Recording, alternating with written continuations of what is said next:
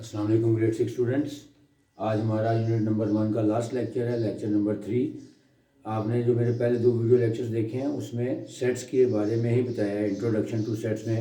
कि पहले मैंने बताया कि सेट्स क्या होता है और उसके बाद उसकी जो टेबुलर फॉर्म है या उसकी जो डिस्क्रिप्टिव फॉर्म है, यानी उसकी डिफरेंट टाइप्स बताई थी कि कितनी टाइप्स में या कितनी तरह से हम सेट को लिख सकते हैं। उसमें 3 आपको तो मेथड बताए थे। एक बताया था डिस्क्रिप्टिव फॉर्म, उसमें हम वर्डिंग में सेट को लिखते हैं। दूसरा था टेबुलर फॉर्म। टेबुलर फॉर्म को रोस्टर फॉर्म भी कहते हैं, कुछ बुक्स में उसको रोस्टर फॉर्म भी कहा जाता है। उसमें हम एलिमेंट्स को साथ सेट को एक्सप्लेन करते हैं। और तीसरा था सेट बिल्डर फॉर्म, यानी जिसमें हम सिंबल्स की मदद से उसको एक्सप्लेन करते हैं। फिर लेक्चर नंबर 2 जो सा था मेरा, उसमें मैंने कुछ फर्दर टाइप्स ऑफ सेट्स आपको बताए थे। उसमें फाइनाइट और इनफाइनाइट का कॉन्सेप्ट दिया था और इक्विवेलेंट और नॉन इक्विवेलेंट या इक्वल सेट्स का कॉन्सेप्ट दिया था। आज हम अपने आखिरी लेक्चर में कुछ फर्दर टाइप्स को देखेंगे, क्योंकि ये जो चैप्टर है आपका ऑक्सफोर्ड की बुक में, इसमें तकरीबन तमाम एक्सरसाइज जो हैं वो ऑब्जेक्टिव फॉर्म में ही हैं। यानी यहाँ पे आपको सिर्फ सेट्स के बारे में और उसमें यूज़ होने वाले सिंबल्स और उसमें यूज़ होने वाली टर्मिनोलॉजीज़ के बारे में बताया गया है। मोस्टली सारी एक्सरसाइज जो हैं वो आप बुक वर्क के ऊपर ही सॉल्व करते हैं, इसीलिए इसका मैंने कोई आपको ख़ास तौर पे कोई होमवर्क वगैरह अभी तक नहीं दिया। आज ये तीसरा लेक्चर पढ़ने के बाद फिर आप एक्सरसाइज की तमाम जितनी भी उसमें प्रॉब्लम्स हैं या जितने भी उसके क्वेश्चंस हैं वो ट्रू एंड फॉल्स की फॉर्म में हैं या फिल इन द ब्लैंक की फॉर्म में या एमसीक्यूज़ की फॉर्म में है, या अगर उसके अलावा सॉल्व करने वाले हैं तो वो भी आपको ऑब्जेक्टिव फॉर्म में ही करने हैं, यानी बुक पे ही आप सारा सॉल्व करेंगे। लिहाजा आज का लेक्चर लेने के बाद आप इंशाल्लाह पूरे जो भी चैप्टर की एक्सरसाइज हैं वो तमाम की तमाम खुद से सॉल्व करने के काबिल हो जाएंगे। Let's start. Further important types of sets, यानी इक्विवेलेंट, नॉन इक्विवेलेंट, फाइनाइट और इनफाइनाइट के बाद फिर आपको मैंने ये बताया था कि नेचुरल नंबर्स, होल नंबर्स और उसके बाद इवन और ऑड वगैरह ये सारा बता चुका हूँ। अब उनके अलावा जो फर्दर इंपॉर्टेंट इसमें कॉन्सेप्ट्स हैं वो भी बताऊँगा, जो आपको बड़ी क्लासेस में जाके आपके काम भी आएंगे। Let's start. Empty set. कि एम्प्टी सेट क्या डेफिनेशन बुक में भी लिखी हुई है, लिहाजा आप डेफिनेशन को याद कहीं से भी कर सकते हैं।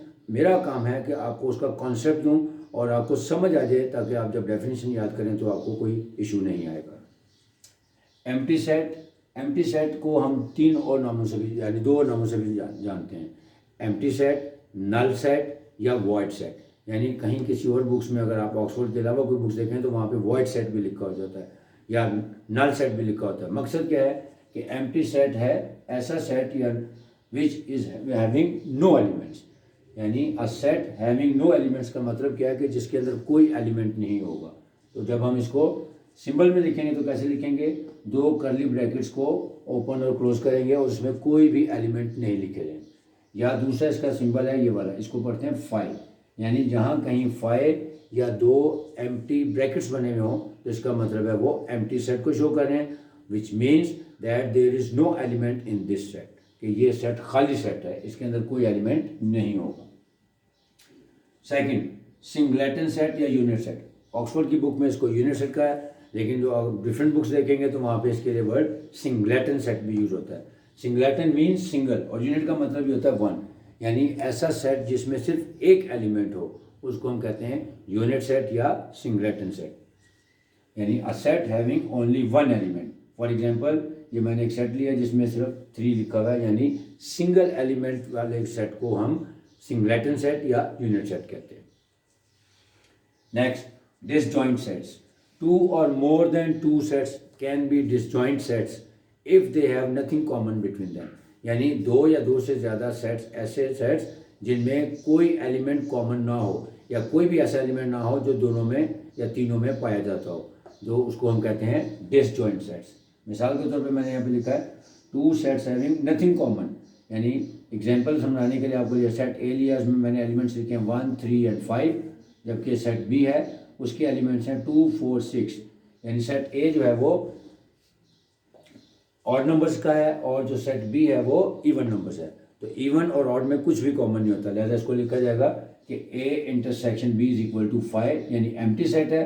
तो ऐसे 2 सेट्स जिसका इंटरसेक्शन 5 हो या नल सेट हो तो उसको हम कहते हैं कि वो 2 डिसजॉइंट सेट्स हैं, यानी A intersection B is equal to 5 या A intersection B is equal to empty set का सिंबल यूज कर लें, या इनमें कोई भी ऐसा एलिमेंट नहीं है जो दोनों में पाया जाता हो, तो इसको हम कहते हैं ये disjoint sets. Now overlapping sets, disjoint sets का ऑपोजिट होता है ओवरलैपिंग सेट्स। ऐसे दो या दो से ज़्यादा सेट्स जिनमें कोई ना कोई एलिमेंट्स कॉमन हो या एटलीस्ट वन एलिमेंट ज़रूर कॉमन हो। यानी अगर दो या दो से ज़्यादा ऐसे सेट्स हैं जिनमें कम से कम या एटलीस्ट वन एलिमेंट कॉमन हो जो दोनों या तीनों में पाया जाता होगा, तो हम उनको कहते हैं overlapping sets. Two sets having nothing common you get disjoint sets, and having at least one common element, यानी कम से कम एक एलिमेंट जरूर कॉमन होगा तो वो ओवरलैपिंग सेट कहलाता है।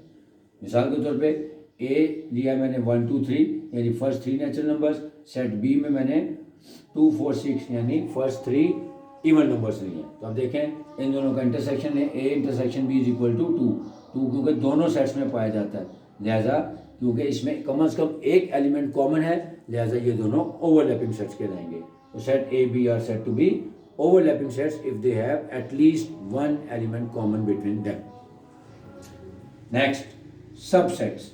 सबसेट्स का मतलब क्या होता है कि जब किसी एक सेट के तमाम एलिमेंट्स किसी दूसरे सेट में पाए जाते हैं तो हम कहते हैं कि ये सेट उसका सबसेट है। Suppose if A has 1 2 and B has 1 2 3, तो ए के दोनों एलिमेंट्स बी में पाए जाते हैं, हम लिखेंगे A is a subset of B. कैसे? सपोज किया मैंने एग्जांपल लिया, if A is equal to 1 2 3 and B is equal to 1 2 3 4। अब आप देखें कि ए के तीनों एलिमेंट्स यानी 1 2 3 जो हैं that are part of set B यानी 1 2 3 4 के, तो इसका मतलब लिखेंगे A is a subset of B. दो इक्वलेंट सेट्स, दो इक्वल सेट्स जो होते हैं वो भी एक दूसरे का सबसेट होते हैं, क्योंकि इक्वल सेट्स की डेफिनेशन में मैंने बताया था कि ऐसे सेट्स जिनके सेम एलिमेंट्स हों यानी नंबर ऑफ एलिमेंट्स भी हों और सेम एलिमेंट हों तो वो इक्वल सेट्स होते हैं। तो इक्वल सेट्स जो हैं वो एक दूसरे का हमेशा सबसेट कहलाते हैं। इसके लिए सिंबल ये वाला यूज किया जाएगा। Then proper subset. अब सबसेट और प्रॉपर सबसेट में जो फ़र्क है वो थोड़ा सा ही है कि अगर किसी ए सेट के तमाम एलिमेंट सेट बी में है लेकिन बी में उससे ज़्यादा एलिमेंट्स होने चाहिए, जैसे मैंने ऊपर वाली एग्जांपल ली थी वो भी A is a subset of B ही था, क्योंकि ए में थे 3 एलिमेंट्स और बी में थे 4 एलिमेंट्स। सॉरी ए में था 1 2 3 और बी में था 1 2 3 4, यानी A is a subset of B, लेकिन बी जो है वो उसका प्रॉपर सबसेट भी है क्योंकि बी के एलिमेंट्स ज़्यादा हैं। ज़्यादा एग्जाम्पल लिया, ए इज इक्वल टू 0 1 2 से लेके 8 तक, यानी मैंने फर्स्ट होल नंबर से ए सेट बनाया है और सेट बी बनाया है 4 5 6। अब आप देखें कि 4 5 6 जो है वो सेट ए का भी पार्ट होंगे क्योंकि लिखा हुआ 0 1 2 3 4 एंड सो ऑन का मतलब है ये वाले डिजिट्स भी इसमें शामिल हैं। इसको हम लिखेंगे B is a proper subset of A because B के तमाम एलिमेंट्स सेट ए में मौजूद हैं और सेट ए में उन बी के एलिमेंट्स के अलावा भी एलिमेंट्स मौजूद हैं। Now power set. अब पावर सेट का क्या मतलब होता है कि अगर हमारे पास कोई सेट दिया हो हम उसके तमाम ऑल पॉसिबल सबसेट्स बना लें और उनको फिर एक सेट की फॉर्म में लिखें तो उसका पावर सेट कहलाता है। मसलन सेट ले ए लिया मैंने 2 और 3, अब इसके ऑल पॉसिबल सबसेट्स बनाएंगे। याद रखना है आपने कि जब भी हम ऑल पॉसिबल सबसेट्स बनाते हैं तो स्टार्ट करते हैं एम्प्टी सेट से, क्योंकि empty set is a part of every set. जिस तरह हम नंबर्स में देखते हैं कि जी 1 जो होता है वो हर एक का मल्टीपल होता है या उसका फैक्टर होता है लेकिन लिखा नहीं जाता। सिमिलरली सेट में जो एम्प्टी सेट है या जो 5 है that is part of every set but लिखा नहीं जाता। लिहाजा जब भी हमने इसका पावर सेट बनाना है तो हमने 5 से स्टार्ट लेना है, यानी 5 फिर उसके बाद हर एलिमेंट का अलग अलग यानी 2 फिर उसके बाद 3 और फिर एज ए होल 2 और 3, यानी इसका मतलब हो गया कि जो पावर सेट होता है वो किसी भी सेट के ऑल पॉसिबल सबसेट्स का एक सेट बनाया जाता है जिसको हम कहते हैं पावर सेट।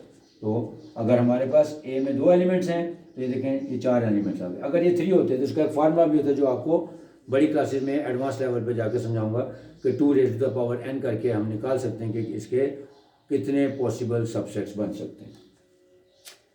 Important symbols. सबसे पहले जो स्टैट्स में ज़्यादातर सिंबल्स यूज होते हैं वो है इक्वल का। इसको पढ़ते हैं इज इक्वल टू, इससे सब बच्चे फेमिलियर हैं, छोटी क्लासेस में भी बताया जाता है कि ये साइन ऑफ इक्वालिटी है। लेकिन सेट्स में इसका क्या इंपॉर्टेंस है कि when 2 sets are equal sets यानी they are having same elements, तो हम उनके लिए सिंबल यूज करेंगे कि ये दोनों सेट्स इक्वल सेट्स हैं। फॉर एग्जांपल ए में मैंने लिखा है 1 2 3 और बी में मैंने लिखा 3 1 2। ये दो इक्वल सेट्स हैं। उसकी वजह क्या है कि दोनों के एलिमेंट्स सेम है, ऑर्डर में भी डिफरेंट। उसमें 1 2 3 है, इसमें 3 1 2 है, लेकिन एलिमेंट्स सेम है। तो उसका था order doesn't matter in this case. Equality of sets के लिए दोनों के एलिमेंट सेम होना जरूरी है, ऑर्डर सेम होना जरूरी नहीं है। फिर ये इक्वालिटी के साइन को कट किया गया, इसको कहते हैं नॉट इक्वल टू, कि जब दो सेट्स इक्वल नहीं होंगे तब हम ये वाला सिंबल यूज करेंगे, not equal to. For example, A में मैंने लिया एलिमेंट्स 1 2 3 और बी में लिया 4 और 5। दोनों के एलिमेंट्स टोटली डिफरेंट हैं, जैसे हम लिखेंगे A is not equal to B या A B are not equal to each other. फिर ये सिंबल है, ये चिल्डा, इंग्लिश में इसको चिल्डा पढ़ते हैं, उर्दू में मद पढ़ते हैं, अली मद आ, लेकिन इंग्लिश में इसके लिए लैटिन वर्ड यूज किया जाता है चिल्डा। अगर कहीं पे ये साइन बना हुआ चिल्डा या इक्वालिटी के ऊपर चिल्डा बना हो तो इसका मतलब होता है ये दो इक्विवेलेंट सेट्स है। और इक्विवेलेंट सेट्स की डेफिनेशन में मैंने आपको बताया था, the two or more sets having same number of elements, कि दो या दो से ज़्यादा सेट्स अगर उनके नंबर ऑफ एलिमेंट सेम है तो वो दोनों इक्विवेलेंट सेट्स कहलाते हैं। मसलन सेट ए लिया है ए बी सी, इसमें 3 एलिमेंट्स हैं। सेट बी लिया 1 2 3, इसमें भी 3 एलिमेंट्स हैं। यानी हमने एलिमेंट को नहीं देखना, सिर्फ नंबर ऑफ एलिमेंट्स को काउंट करना है कि दोनों में 3 एलिमेंट्स हैं, लिहाजा ये दोनों इक्विवेलेंट सेट्स हैं। तो जब इसके लिए सिंबल यूज करेंगे तो लिखेंगे A is equivalent to B. Next, ये ई लिखा हुआ है, एलिमेंट ऑफ, इसका मतलब होता है बिलोंग्स टू। इसको हम कहते हैं एलिमेंट ऑफ या बिलोंग्स टू। इसका मतलब क्या होता है कि जब कोई भी मेंबर किसी सेट का मेंबर हो, अलग से लिखा हो कि 5 बिलोंग्स टू सम सेट, तो उसको हम पढ़ते हैं बिलोंग्स टू, कि ये 5 इसमें शामिल है। मसलन ये मैंने लिखा है 5 बिलोंग्स टू, सेट दिया हुआ 3 4 5, यानी इस सेट में 5 मौजूद है, इसमें पाया जाता है, इसलिए हम लिखेंगे कि 5 बिलोंग्स टू दिस सेट, जो भी सेट होगा। और अगर यही एलिमेंट के सिंबल को क्रॉस किया तो इसको हम कहेंगे डज नॉट बिलोंग्स टू या is not an element of. जैसे मिसाल ली है कि सेट है ए ई आई और यहाँ बाहर लिखा सी, क्या सी इसके अंदर मौजूद है, क्या सी इसका पार्ट है? इसका जवाब होगा नहीं, लिहाजा हम लिखेंगे C does not belong to the set या C is not an element of the set given set A E I. Next, ये सिंबल है फाई का, ये मैं पहले बता चुका हूँ कि एम्प्टी सेट, नल सेट या वाइड सेट के लिए सिंबल यूज किया जाता है, और इसके लिए हम ये सिंबल भी यूज कर सकते हैं और 2 कर्ली ब्रैकेट्स भी लिख सकते हैं जिसमें कोई एलिमेंट ना लिखा हो। फिर है सबसेट, यहाँ पे अभी मैंने ये जो डेफिनेशन जो इंपॉर्टेंट बता रहा था उसमें 6 नंबर 5 पे सबसेट आया था, ये देखिए मैंने सिंबल यूज किया, A is a subset of B. तो सबसेट का मतलब क्या होता है? When elements of a set A are contained in elements of set B, then A is said to be the subset of B। ये वही किया है। सपोज के A सेट में है ए बी, बी में है ए बी सी। अब A के दोनों एलिमेंट्स B में पाए जाते हैं, लिखेंगे कि A is a subset of B, यानी A is a subset of B। Last but not least, proper subset. Proper subset और सबसेट में अभी मैंने यहाँ पे भी बताया था कि अगर कोई सेट के A के एलिमेंट्स B में पाए जाते हैं सॉरी, तो ए बी का सबसेट होगा लेकिन बी में ए से एलिमेंट्स ज़्यादा होने चाहिए। अगर दोनों में सेम है तो वो इक्विवेलेंट सेट्स या इक्वल सेट्स बन जाएंगे।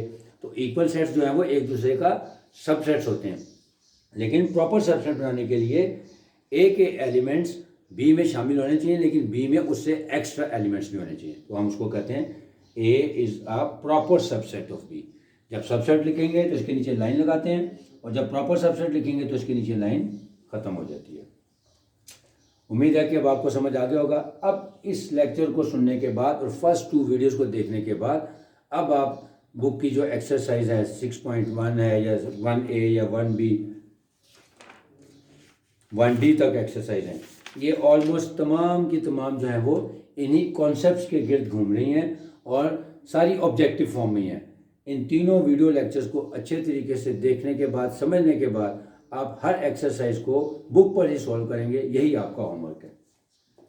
और उम्मीद है कि इंशाल्लाह आपको किसी किस्म का मसला नहीं आएगा। होमवर्क,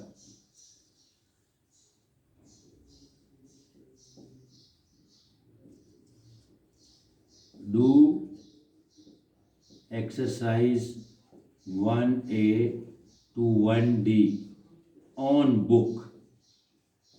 यही आपका होमवर्क है कि जितनी भी एक्सरसाइज हैं चैप्टर नंबर 1 की 1A से लेके 1D तक तमाम की तमाम इन कॉन्सेप्ट्स के गिर्द ही घूमती हैं। उसको आपको नोटबुक पर करने की ज़रूरत नहीं है। आपने जस्ट इन तीनों वीडियोस में जो कॉन्सेप्ट्स आपको मैंने बताए हैं, जो आपने सीखे हैं, उनकी मदद से बुक पर इनको सॉल्व कर लेंगे तो इंशाल्लाह आपको कोई इशू नहीं आएगा।